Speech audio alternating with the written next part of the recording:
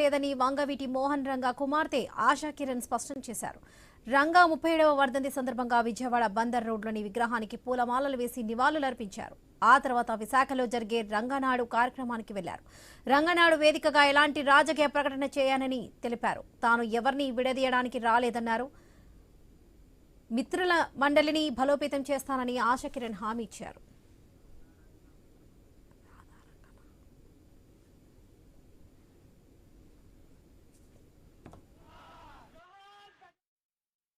సంక్షేమం కోసం అసూల బాసిన వంగవీటి మోహన్ రంగా గారు జీవితం అందరికీ మార్గదర్శనం.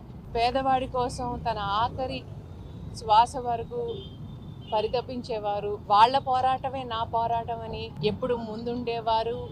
తనతో పాటు మనుషుల్ని ముందు నడిపించుకుని వెళ్ళేవారు. ఆ మహనీయుడు చనిపోయి 37 ఏళ్ళైనా ఇవాళకి రాష్ట్ర వ్యాప్తంగా ఆయన కార్యక్రమాలు చేసుకుంటున్నారంటే అభిమానుల గుండెల్లో ఎంత చిరస్థాయిగా నిలిచిపోయారనేది మనం అర్థం చేసుకోవచ్చు.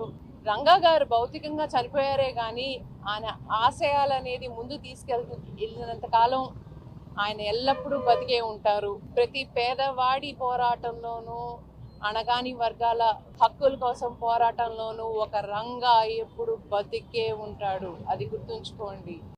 సంక్షేమం కోసం అసూల బాసిన వంగవీటి మోహన్ రంగా గారు జీవితం